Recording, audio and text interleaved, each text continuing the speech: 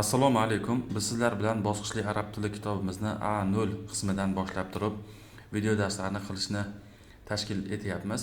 Birinchi dars.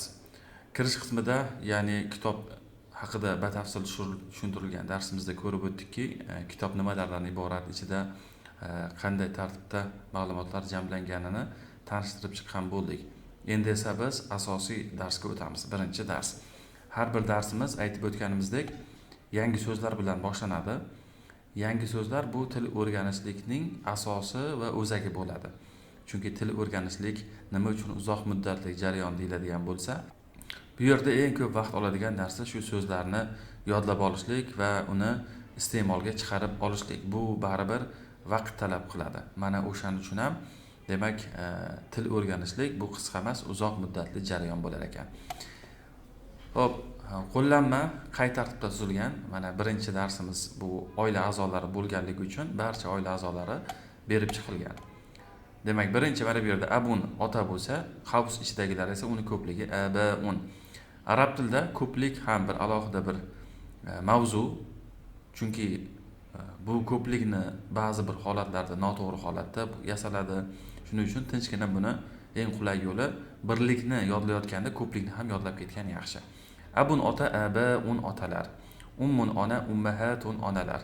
Axun aka, ixvatun akalar. Uxtun singil, axavatun singillar. Jaddun bobo, ajdadun bobolar.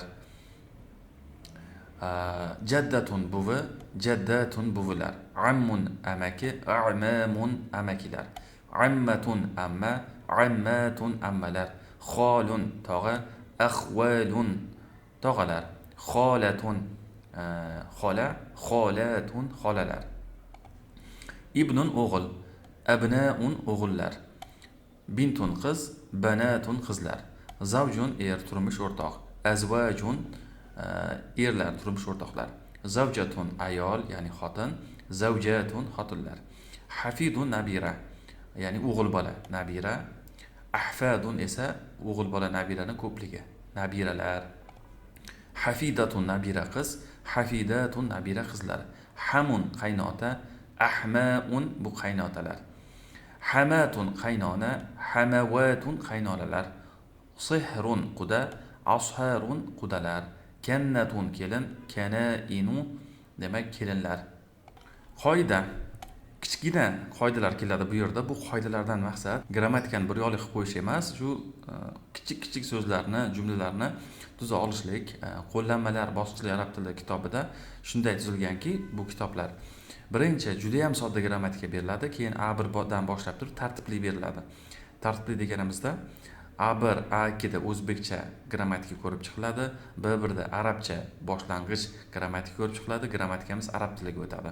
Ikkinchi marta takrorlanadi, birinchi o'zbekcha, keyin o'shani arabcha shakli va B2 qismida esa haqiqiy yuqori darajadagi grammatika qo'yilgan.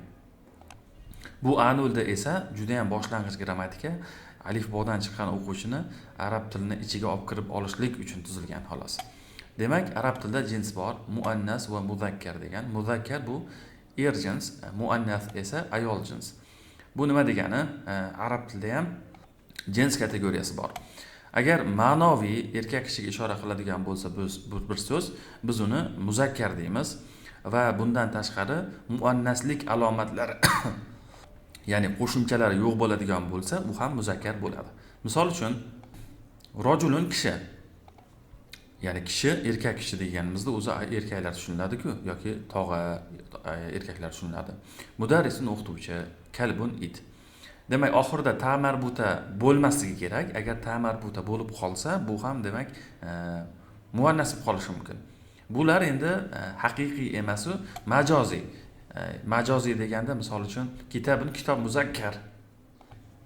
Kitobi muzakkar muannasi ham o'g'il qizi bo'ladimi desa, yo'q, bu majoziy, grammatik jihatdan. Lekin tepadagilar esa haqiqiy ma'noviy jihatdan muzakkar, erkak kishiga oid. Kursiyun kursi muzakkar, qalamun qalam, chunki ta marbutalari yo'q. Endi xuddi shuni muannas shakli bintun qiz, ma'nosi o'zi qiz bolaga ishora qilyapti. Haqiqiy tabiatan bular qiz bolaga oid. Maryam qiz bola, baqora sigir, ya'ni buqa emas, baqora. Bu ham demak muannas bo'ladi. Garchi mana bu ikkitasida ta marbuta bo'lmasa-da, bu haqiqiy muannas bo'ladi. Endi majoziy muannaslar ham bormi desak, ha. Oxirida agarda xuddiki mana rus tilida ya bilan tugasa, jenskiy rod bo'lib ketganidek, arab tilida ham ta marbuta bilan tugasa, jenskiy bo'lib ketadi. Mana mihfazatun sumka, miqlamatun qalamdon, saburatun doska. Muannasda turibdi. Bu ayol jinsiga oid, lekin majoziy bularni ayolga, erkakka ajratilmaydi jonsiz narsalarni. Endi haqiqiy muannasda ko'proq jonli narsalar bo'ladi. Tirik mavjudotlarni muzakkar muannasi haqiqiylik bo'ladi. Xo'p, buni tushunib oladigan bo'lsak, endi ko'rsatish olmoshlar degan mavzu bor. Bu nima? Bu, u, shu, anavi deganlari ko'rsatish olmoshlar bo'ladi. Ko'rsatish olmoshi biror narsaga ishora qilib ko'rsatadi va nimadirni o'rnida almashadi. O'zi olmosh so'zining ma'nosi almashmoq deganidan olingan. Ya'ni bu deganda nimagadir ishora bor. Bu yerdagi endi ko'rsatish olmoshi esa ko'rsatadi. Haza degani bu degani, birlik bo'ladi, birlik. Haza mana bu degani, lekin bitta narsa bor. Erkak jinsi uchun, muzakkar uchun bir dona bo'lish kerak, ikkilik emas. Hazihi o'shani ayol jinsi bo'ladi. Masalan, haza kitabun pastda berilgan. Hazihi muannas. Haulai esa bular degani ko'plik uchun, lekin insonlarga ishlatiladi. Bu shaxs bo'lish kerak. Haulai deyish uchun. Demak, haza erkak jinsi uchun. Masalan, haza kitabun. Haza qalamun. Hazihi ayol jinsi uchun. Hazihi bintun, hazihi madrasatun. Haulai tullabun bular talabalar, haulai avladun bular bolalar. Mana farqiga boryapmiz. Demak, haza bu degani muzakkarga, hazihi bu degani muannasga, haulai bular demak shaxslarga ishlatilar ekan. Ko'plik bo'lish kerak bundan keyingisi. Xulosasi ham mana bu yerda yozib qo'yilgan. Haza erkak jinsi uchun bitta narsa yoki inson uchun. Hazihi ayol jinsidagi narsalar va shaxslar uchun. Haulai insonlar ko'plik holati uchun ishlatiladi. Endi mashqlar bor sizlarga mana standart namunalarimiz bor har bir darsimizda. Mana man haza bu kim degani, man kim degani. Hazadan keyin esa muzakkar biror narsani aytasiz va oxiriga yoyni qo'shib qo'yasiz. Mana oxirida yoy turibdi. Mening degani. Shu man haza bu kim? Haza o'zi abun bilsangiz mana yodladik. Ota edi. Otani orqasiga yoy qilib va oxirida undan oldingi harakatini kasra qilib qo'ysak, abunni abi qilib qo'ysak, otam bo'ladi. Man haza, haza akhi. Bu kim? Bu meni akam, akhi. Man haza, haza jaddi. Bu meni bobom. Men qolganini tarjima qilib bermayman, tushuntirib qo'yapman xolos. Bu vazifada chunki. Man hazihi bu kim? Hazihi faqat shu yuqoridagi bilan bir xil, faqat muannas. Ummi, uxti, jaddati, mening falonchim deb. Savol kimga qaratilayotgan bo'lsa, o'shanga nisbat qilib, o'shanga bog'lab haza yoki hazihini ishlatasiz.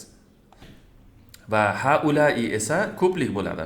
Man haulai bir narsalarim, kimdirlarim, abai otalarim, singillarim, amakilarim deb tuziladi. Bu savol berishni o'rganyapmiz-da. Xo'p, yana bir savol nimamiz bor, mashqlarimiz bor, tamrinlarimiz. Demak, ummi, ammi, abi bularni mosini qo'yamiz, keyin tarjima qilamiz. Ya'ni abasi xuddiki pitichkani belgilaymiz, bajarasizlar. Keyin esa bu jumlalarni tarjima qilamiz o'zbek tilidan arab tiliga. Bu mening xolam, bu mening buvim deb tarjima qilib chiqasizlar. Va bularni esa arab tilidan o'zbek tiliga tarjima qilamiz.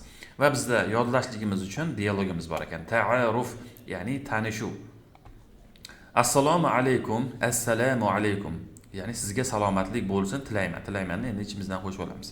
Va alaykumussalam. Va sizga ham salomatlik bo'lsin. E'tibor bering, mussalam deb o'qiymiz. Kayfa haluk? Ahvoling qanday? Ana men bi khayrin yaxshiman va anta va sencha. Anta sen degani va anta bo'lganda sencha. Ana bi khayrin men ham yaxshiman. Masmuk isming nima? Ismim deb turib o'zingizgina yozasiz. Va masmuk va sening isming nima? Ismi Salim deyapti. Tasharrofni tanishganimdan xursandman. Uni javobi yana tasharrofna bo'ladi. Men ham tanishganimdan xursandman degan kabi. Ilal liqoi ko'rishguncha, ilal liqoi ko'rishguncha. Liqoini oxiridagi harakatni aytmasa ham bo'laveradi. Xuddiki ilal liqo deb tugatsa bo'ladi. Buni yodlashimiz kerak. Va oxirida mana so'z boyligimizni va o'zimizni oilamiz haqida gapirishligimiz uchun yana bir matn bor. Buni tarjimaga berib yuboramiz sizlarga. So'zma-so'z chiqadi tarjimasi. Demak, men buni chiroyli o'qib beraman. Ana Ahmad, o'zingizni qo'yaverasiz. Ana Ahmad, men Ahmadman. Va ailati va oilam, o'zi ailatun oila yoy qo'shilganda mening oilam. Sag'iratun va jamila, mening oilam kichkina va chiroyli. Li menda bor. Mana pastda hammasi bor. Abun va ummun va akhun va ukhtun. Abi ya'malu fil maktabi. Ummi muallimatun. Akhi yadrusu fil madrasa. أختي في روضة الأطفال جدتي وجدي يعيشان في القرية هب عندنا كلب اسمه يوبيك بوبيك أزل. عندنا قطة اسمها ماشا. نحن نحب العطلات. أنا أحب عائلتي كثيرا. Buni ichida Bobik bilan Masha, Bobik itning ismi, Masha nimani ismi? Mushukning ismi. Men atayin tarjima qilib bermadim, pastda so'zlar borligi uchun mana so'zlarni bilsangiz tarjima qila olasizmi? Shuni bir sinab ko'ring degan maqsadda. Shunday qilib bizni birinchi darsimiz nihoyasiga yetdi. Vazifalar. Buni yodlashimiz kerak. Oila haqida, garchi aka, opalarim, singillarim shu yerda ishlaydi deb turaveramiz, o'zgartirmaymiz. Dialogni yodlab o'zingiz aytasiz, ham savol beruvchi va ham javob beruvchi bo'lib mashqlarni tarjima qilamiz va keyingi darsimizda tekshiramiz ustoz bilan. Xo'p, shu tartibda mashqlarni ishlab bermayapman, sababi o'zimizda ozgina mehnat bo'lsin degan maqsadda.